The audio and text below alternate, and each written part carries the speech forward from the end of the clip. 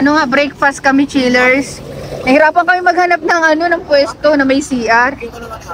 Anyway, kain tayo. Luto ni Habi yan. Paksiw. Sa akin yung buntot. Tsaka pakbet. Yung uli yata kay Kuya Niknik mo. Yan, kain. Sa'yo ito binigo. Kumakain ka ba na isda? Akain yan. Ay, sa'yo na lang.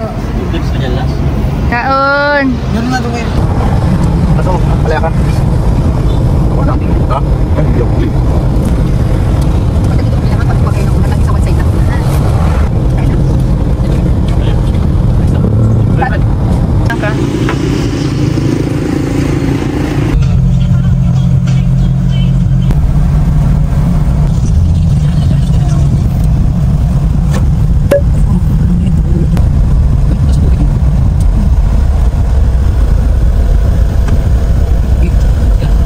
So, kain muna daw, chillers. Thank you so much po sa food. Boy, may pa-dessert pa, oh. Tapos, yung piensariwa. Hello po, ma'am. Ayan. Mga lutong Ilocano to. Hello po. Dami ng pagkain.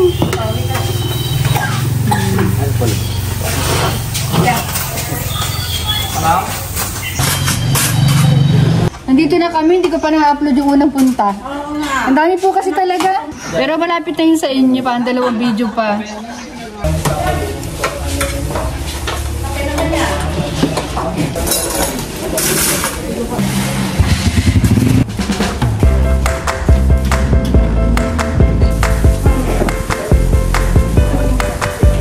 Sarap ito, pwede pa lang din yung luto. Ano matawag kayo sa lutong din yung sitaw? Sitaw? Salad. Ano yung niluto kaya? Alam na alam ko dyan Diyan nililutin na mo siya dyan. Nag-isa. Sa mga oras na nga ito ay pinilit ko na talagang humiga dito sa likod ng L3 dahil wala pa po ako talagang katulog-tulog dyan. Kahit idlip, wala. At namiss ko nga po itong likod na to. Madalas po kasi ako dito noon. Mas madalas po kasi akong puyat noon kesa ngayon. Dahil iniiwasan ko na rin po talaga yung grabing pagpupuyat. Pero itong araw na to, hindi ko talaga naiwasan na hindi magpuyat. As in, wala talaga akong katulog-tulog yan, chillers. Kahit idlip. At yung pinipilit ko na nga makatulog, kaya lang, kailangan namin bumili ng tubig dito sa water station. Kasi pag mineral ang bibilhin namin nasa bote ay malaki po ang nagagastos. Dahil nasa 3 days rin po kami mag-i-stay dito kila ma'am. Pero nagbibigay naman po sila ng tubig sa amin. At kinikilabutan na nga ako ng mga oras sa chillers kasi gusto ko na talagang matulog. Kaya lang ayaw akong dalawin ng atok at naglakad-lakad na nga lang ako dito sa harap ng bahay nila ma'am. Alam niyo chillers, hindi ko alam kung nagtatanda na ba ako, pabulok na o kung ano man. Kasi ang oras, tinan nyo, 6:30 na ng hapon or gabi. Pero hindi pa rin po ako nakakatulog. Chillers talaga one day, hindi pa rin nakakatulog kaya... anyway, kakatapos na namin mag-usap ni Madam Josie. At ito nga pala po yung bahay nila. Maganda yan chillers. Hindi ko pa nga lang pinabuksan yung buong ilaw. Ayan, may mga ilaw yan dyan. Ang ganda ng bahay nila sobra. Ayan, so dahil nga po hindi pa tapos yung bahay nila, wala pa pong tubig dyan. Dito po kami tutuloy sa kabila. Ayan no. Ayan. Ayan.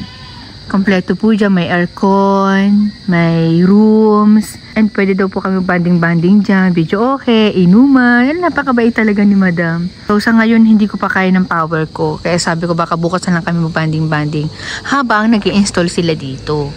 And marami pa rin pong pagkain, ayan no, daming pagkain dun no, ayan. And kung kumulang man yan, siguro, order na lang kami sa labas, take out, may sasakyan naman kami para sa mga gumagawa sa loob. Yan, sila Jessa, si Paul, si Junjun at saka si Binig yung gumagawa. Kami ni Niknik talagang lang muna, pahinga lang. Dahil nga po, bago man lang kami pumunta dito ay napakarami po namin biniyahe. Yung power namin ay kailangan naming dagdagan. Sana makapag-vlog pa ako. Ayun, so grabe na yung pagod ko chillers, pero masaya po ako dahil nga si Ma'am Josie po ay mabait. So syempre, kahit mabait yung ating client, hindi tayo magiging abusado. Mahal na mahal niya tong house niya. Pinaghirapan niya yan, chillers. Parang kayo din. Okay, andito kami ngayon sa drive-thru. Ayan, order lang kami ng food ng mga, alam mo na, mga workers. Kain na, kain. Meron ka na. O, tama, tigisa tayo dito. Uy!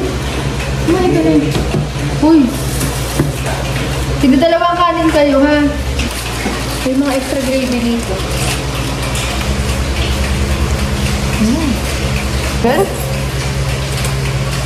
Ayun. So, good morning, chillers. Katatapos ko lang pong maligo. And thank you so much. Nakatulog po ako ng maayos. Dahil, ayan, yung room, malaki po yung room dito. At halos ako nga lang yung natulog dito at naka-stay dito. Bale yung pinsan ko dun sa baba. Namamahay daw. And thank you po kay Madam Josie, kay ate, na pamangkin ni Ma na nag-assist sa amin. And may aircon nga pala dito. Ayan o. At alam nyo ba, matagal ko nang pinangarap na mag-room sa ganitong klase ng ng room. Ang gulo. Ano ba kasi siya, parang attic ba yun? Ano yung mga bahay na parang nasa Saudi? Saudi ba? Amerika? Parang ganun. Ito pa pala importante. Yay! Salamin! Alam niyo naman sa mga vlog ko, di ba? Pagka walang salamin yung room, napoprovide talaga ako, tapos iniiwan ko na. Yun. Thank you! At nagdala daw ng almusal sila, ma'am, sa baba. Tingnan natin.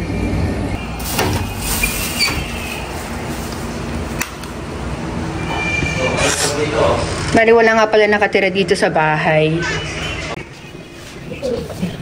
Ayan. Thank you so much po sa food. Kain na kami. Naroon mo to?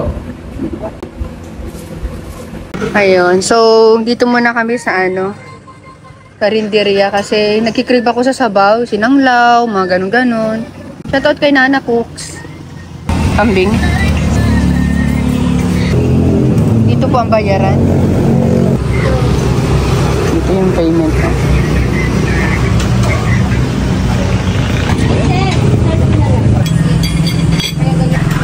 Kaya na yan? Yan. Anak? Yan. Kaya na yan?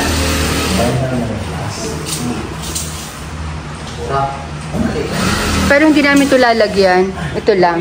Bali 5 lang na panels. Ayan. So dito sila nagmagawa sa taas dahil nagkakabit ng aircon dito sa baba. Tsaka may mga inaayos-ayos pa. Para hindi kami rambulan. Tapos dito maglalagay din. May bracket na nga.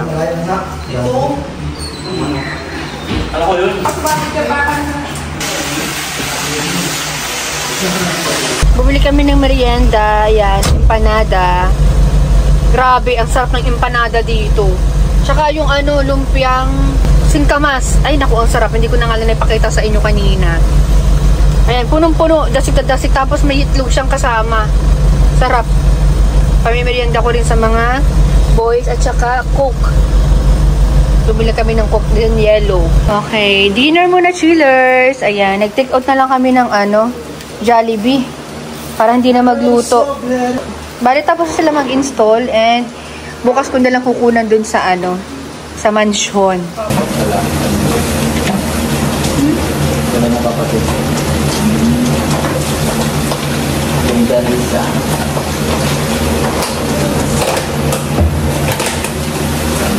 Ito mo parang kukunan natin. Kukunan pa na dito.